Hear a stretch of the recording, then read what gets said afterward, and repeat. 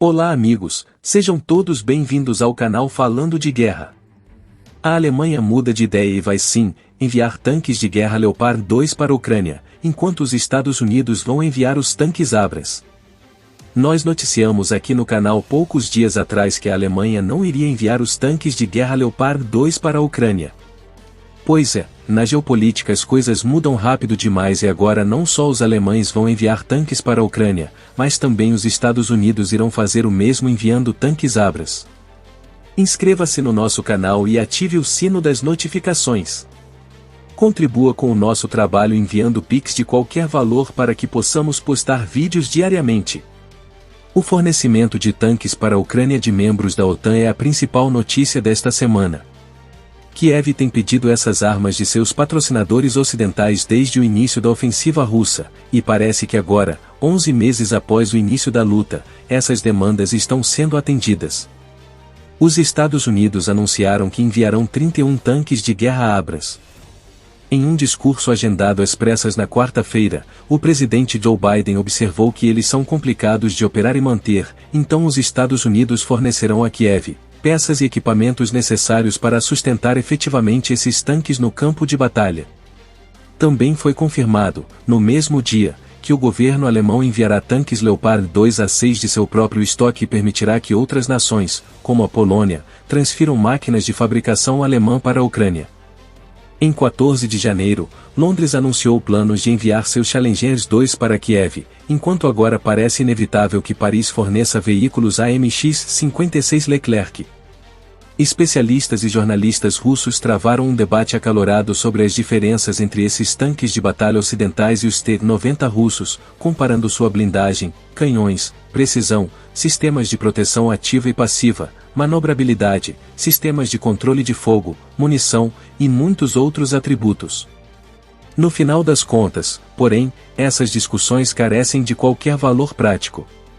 O campo de batalha é o único teste decisivo para as vantagens e desvantagens de qualquer tipo de arma ou equipamento militar. Estatísticas confiáveis sobre o uso em combate são tudo o que é necessário para uma análise comparativa dos principais tanques de batalha modernos, se for para ser confiável.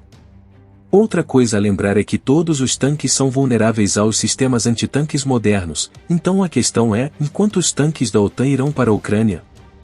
De quantos tanques Kiev precisa? Para simplificar os cálculos, usaremos como referência uma divisão blindada, a principal unidade estrutural e tática das forças blindadas das ex-repúblicas soviéticas. De acordo com os manuais soviéticos, uma divisão blindada deve ter 296 tanques, 230 veículos de combate de infantaria, 54 sistemas de artilharia autopropulsados, mais de 2.000 veículos regulares e quase 12.000 soldados e oficiais. De quantas divisões Kiev precisa? Pelo menos uma para cada uma das três frentes principais, em Lugansk, Donetsk e Zaporozhye.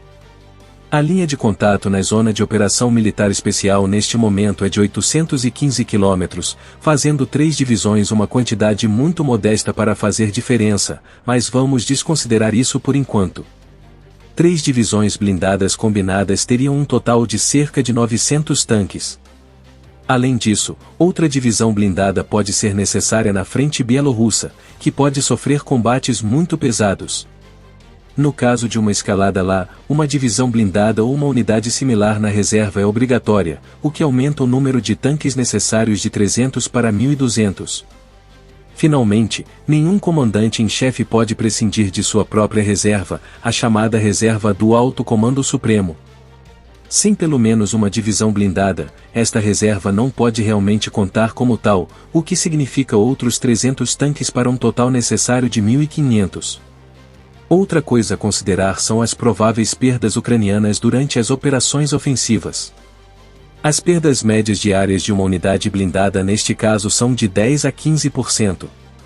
Cerca de 15 a 20% dos tanques incapacitados são perdas tipicamente irrecuperáveis, enquanto o restante requer reparos, manutenção geral de 30 a 50%, reparos de nível médio de 15 a 30% e uma revisão geral de 10 a 20%. Simplificando, pelo menos outros 300 tanques são necessários para compensar as perdas durante as operações de combate. Isso nos dá um número de 1.800 tanques, que deve ser considerado um mínimo absoluto. Estes são cálculos muito aproximados e um tanto simplistas, mas eles nos dão números aproximados. Quantos tanques Kiev receberá? Até agora, os países da OTAN destinaram dezenas de tanques para a Ucrânia. Isso é apenas uma fração do mínimo hipotético.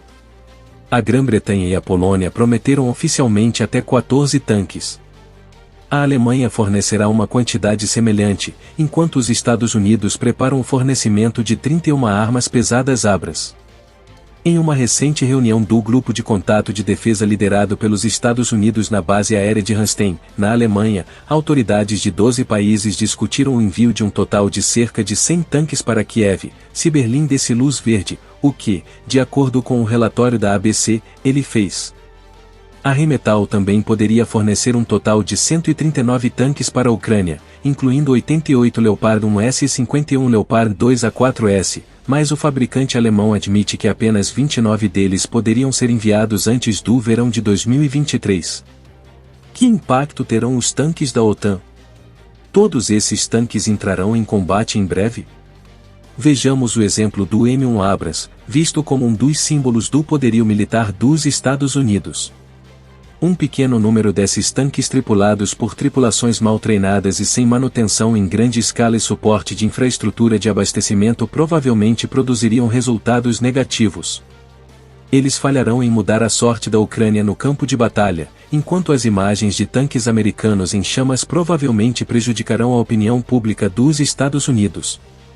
Assim, uma das principais armas da América, o orgulho e a alegria de sua indústria de defesa, será humilhada no campo de batalha por um longo tempo. Isso é algo que o Pentágono não pode permitir que aconteça em nenhuma circunstância. Portanto, antes que qualquer combate real aconteça, equipes de evacuação, unidades de reparo de tanques e suprimentos de peças sobressalentes devem estar no local, enquanto as tripulações devem receber treinamento superior para lidar com tanques americanos.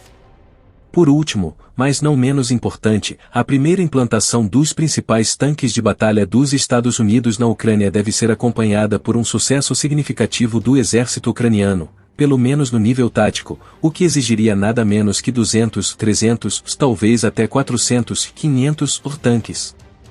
Caso contrário, fornecer o M1 Abrams para a Ucrânia não faz sentido militar nem político. Transferi-los uma companhia, 10 a 15 tanques, de cada vez significaria apenas que este equipamento iria queimar no campo de batalha sem causar nenhum impacto significativo ou mesmo chamar a atenção de ninguém.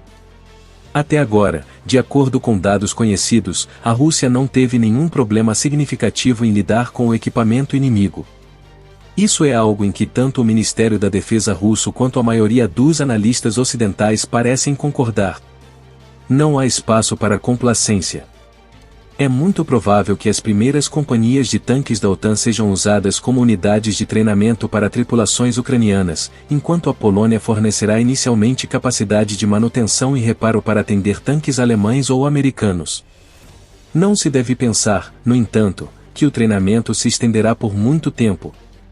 Pode levar apenas algumas semanas para fazer um programa de treinamento completo, enquanto ensinar tripulações T-64 ou 84 a lutar no M1 Abrams ou no Leopard 2A5 pode ser concluído em questão de dias.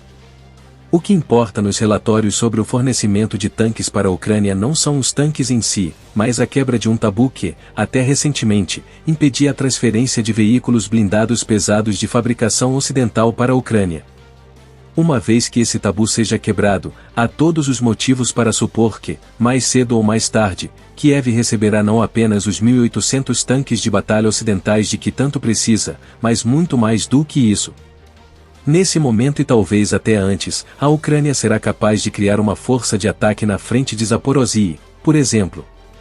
Se uma força como essa conseguir romper as defesas russas, poderia cobrir os 82 quilômetros até Melitopol em menos de 3 dias, o que dissecaria toda a profundidade da defesa russa nesta região. Com isso em mente, as forças armadas russas devem alcançar resultados militares e políticos tangíveis muito antes que o fornecimento de armas ocidentais atinja seu pleno potencial. Gostou desse vídeo? Então deixe o seu like e compartilhe nas redes sociais. Até o próximo vídeo.